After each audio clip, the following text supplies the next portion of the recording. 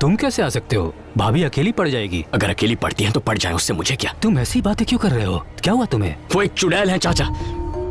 शादी होते ही भैया को मुझसे दूर कर दिया, यहाँ लाकर नौकर बनाकर रख दिया है, और अब पल्लवी को भी मुझसे दूर गांव भेज दिया है। वो बहुत बुरी है चाचा। अगर मैं यहां रहा ना तो वो मेरी जिंदगी बर्बाद कर देगी। मैं नहीं रह सकता यहां। मैं भी आपके साथ चलूंगा। मैं आपके लिए क्या कर सकता हूँ? मतलब मेरी बसेस छुड़वाने के लिए? टैक्स पे कीजिए और रूल्स फॉलो कीजिए तो हम बसेस छोड़ देंगे। मैं रूल्स कभी फॉलो नहीं करता।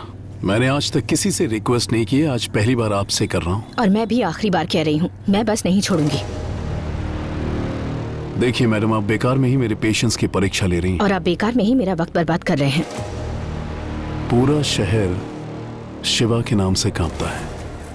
अगर मैं एक आरटीओ ऑफिसर से हार गया तो अच्छा लगेगा क्या?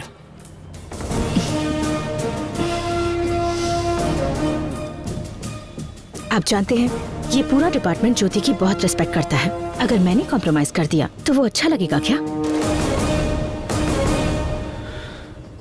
अगर कभी किसी को न समझ सको तो चलेगा बेटा, पर किसी को गलत मत समझो। तुम और तुम्हारा भाई दोनों एक साथ पले बड़े हैं। तुम्हारी भाभी ने पहले ही कह दिया था कि तुम दोनों के बीच कोई आएगा तो तुम ऐसा ही बर्ताव करोगे। शादी के बाद तुम्हें इसलिए दूर नहीं भेजा कि वो तुम्हें पसंद नहीं करती। तुम्हें मेरे पास इसलिए भेजा ताकि तुम अपने पैरों पर खड़े हो सको। यहाँ पर तुमसे काम करवा कर वो तुम्हें नौकर नहीं बनाना चाहती थी, बस ये चाहती थी कि तुम अपनी जिम्मेदारियों को समझ लो। पल्लवी को तुमसे हमेशा के लिए दूर करने के लिए यहाँ से नहीं भेजा, बल्कि इसलिए भेजा कि तुम दोनों एक हो सको। तुम्हें पता है उसने मुझे यहाँ अचानक क्यों बुलाया? वो अपने पापा की दी हुई जमीन कम दाम में बेचना चाहती है ताकि तुम सेटल हो सको और मैं पल्लवी के पापा से उसका हाथ तुम्हारे लिए मांग सकूं। हम मिडिल क्लास वाले लोग हैं बेटा। अगर घर में एक सदस्य भी बढ़ जाए तो खर्चा बढ़ जाता है। और जब मैंने उससे पूछा कि इतने सालों बाद भी बच्चा क्यों नहीं प्लान कर रहे, तो उसने कहा मुन्ना भी तो हमारा ही बच्चा है, पहले उसे सेटल होने दो। वो तुम्हारी जिंदगी बर्बाद नहीं कर रही, तुम्हें एक नई जिंदगी दे रही है। तुम्हारी जिंदगी को खुशियों से भरकर उसे बेहतर बनाने की कोशिश कर रही है। रिश्ते कच्चे धागों की तरह होते हैं, टूट गए तो इन्हें जोड़ने में गांठ पड़ जाती है। इसलिए अपनी सोच को बदलो। मैडम, मुझे परेशान मत करो। जो तुम चाहते हो वो नहीं होगा। अच्छा, तो जैसा मैं चाहता हूँ वैसा नहीं होगा। बचपन से लेकर आज तक मैं कभी हारा नहीं हूँ, ये बात आप शायद जानते नहीं हैं।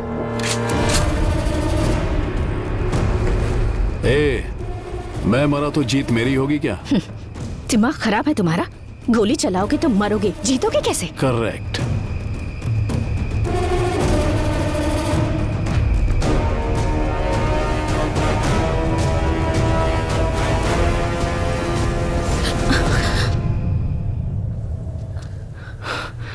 मुन्ना, तुम यहाँ? वो चाचा ने मुझे मुन्ना,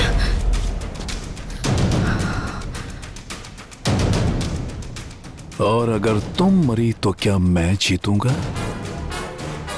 क्या कहा तूने? मैंने कहा ये घटिया औरत मरेगी तो मैं जीतूंगा।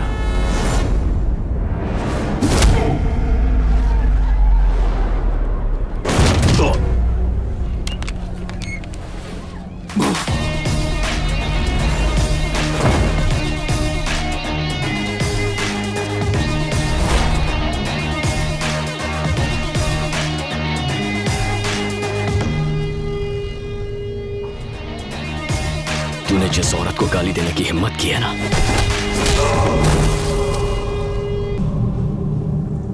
वो भाभी मां है मेरी।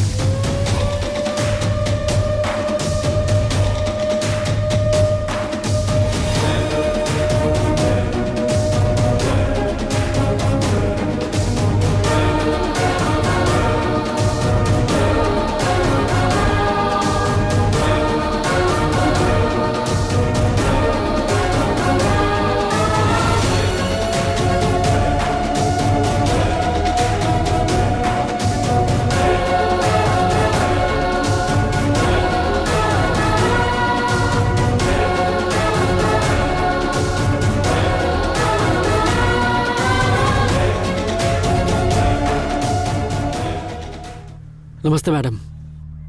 मैडम नमस्ते।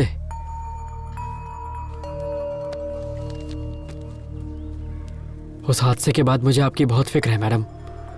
वो तो अच्छा हुआ मुन्ना टाइम पर आ गया, नहीं तो उन बसेस के लिए वो खून खराबे पे उतर आया था। मैं उस शिवा को अच्छे से जानता हूँ, वो हार नहीं मानेगा। आप मुन्ना को समझाइएगा मैडम कि वो संभल कर रहे, वो बहुत खतरनाक है। 1-2 टके की छोकरी शिवा के काम में आके टांग अड़ाएगी। तुम सब क्या कर रहे थे? झग मार रहे थे? जाओ उसे उठा कर लाओ। चलो रे।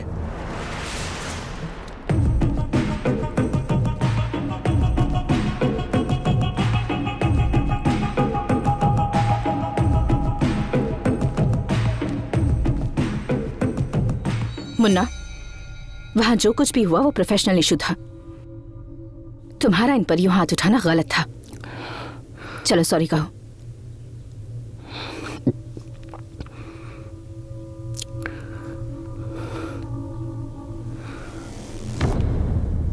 सर, हम मिडिल क्लास लोग हैं।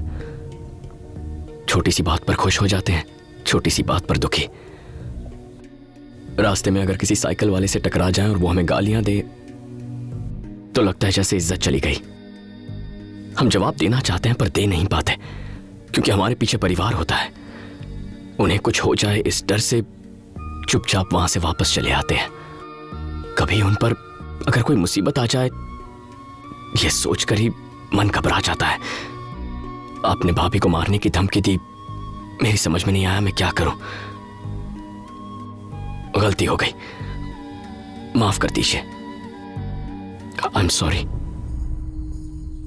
वहां दुनिया के सामने हमें मारा, अब सबसे छुप के सॉरी कह रहा है तो इसे छोड़ दें? ए सुबो,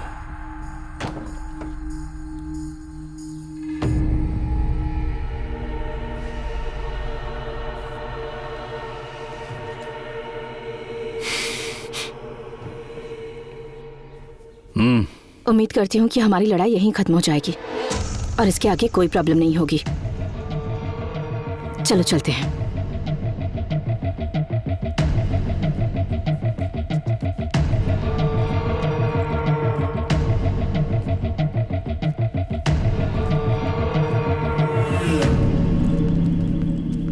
उसे ऐसे क्यों जाने दिया भाई? ठोक देते। पूरे शहर को यह पता भी तो चलना चाहिए कि शिवा भाई पे हाथ उठाने का मतलब क्या है। पूरे शहर को बताने की जरूरत नहीं है, सिर्फ उसे।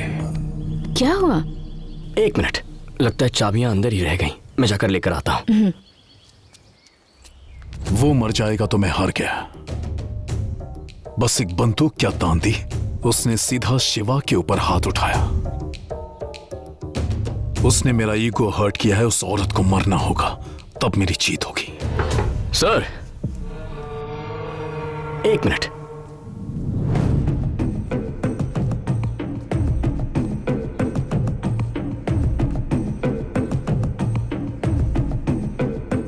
बात करनी थी।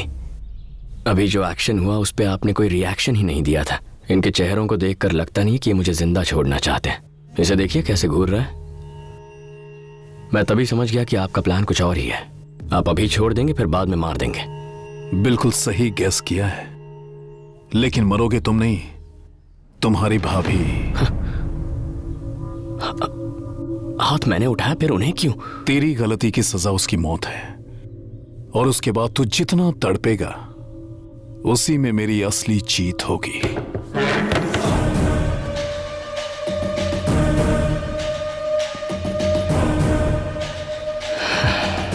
मैंने आपसे कहा ना, हम मिडिल क्लास लोग परिवार के नाम पे थोड़ा सेंटी हो जाते हैं। ये बात एकदम सच है, लेकिन इस बात का एक और एंगल है। प्रॉब्लम आने के बाद उससे लड़ने से अच्छा है उसके आने से पहले ही तैयारी कर लो। प्याज के दाम 2 रुपए भी कम हो जाए तो हम 4 किलो एक्स्ट्रा खरीद लेते हैं। कहीं आना जाना हो तो 3 महीने पहले ही टिकट बुक करवा लेते हैं। 50 पैसे पेट्रोल का दाम बढ़ने की खबर पे आधा किलोमीटर लाइन लगाकर रात को 12 से पहले पेट्रोल भरवा लेते हैं। जहां हम ऐसी छोटी छोटी चीजों में इतना ख्याल रखते हैं, तो सोचो जब बात हमारे परिवार की हो तो हम कितना ख्याल रखेंगे। मुझे लगता है आप अपने प्लान्स को पूरा करके ही मानोगे। मैं भी आप ही के जैसा हूं, कोशिश करता रहे, मैं बचाता रहूंगा। बचाता रहेगा। कितने दिनों तक बचाएगा? पॉइंट है, तो चले टाइम फिक्स करते हैं। ठीक है, आज से तुझे मैं 20 दिन देता हूं। तुझे इतने दिन लग जाएंगे? चल 10 दिन। डील। डील। तो अगले 10 दिनों के अंदर अगर तेरी भाभी मरी तो मैं जीता, और अगर वो जिंदा रही तो तू। हमेशा के लिए तुझे भूल जाऊंगा।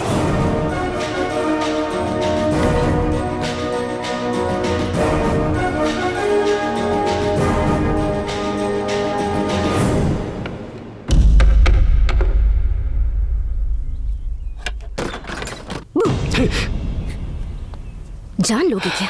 मेरी जान लोगे? इस महीने की 20 तारीख बहुत शुभ है, चलेगी ना? शुभ है मतलब किसके लिए? हमारी शादी के लिए। हे, घर से चली गई तो लगा पीछा छूट गया है।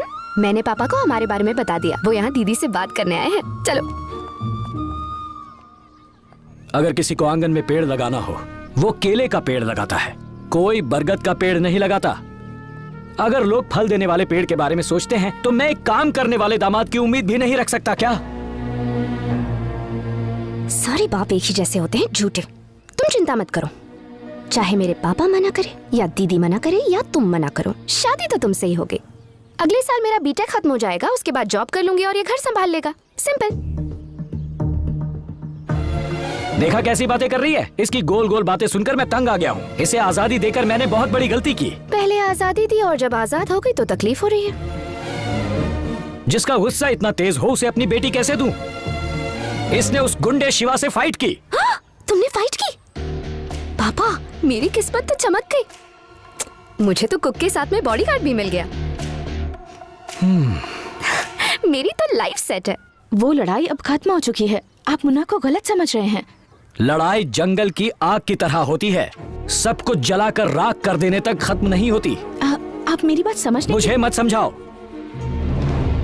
तुम पे भरोसा करके मैंने अपनी बेटी को यहाँ छोड़ा था और तुमने उसे एक गैर जिम्मेदार आदमी के हाथ में सौंप दिया।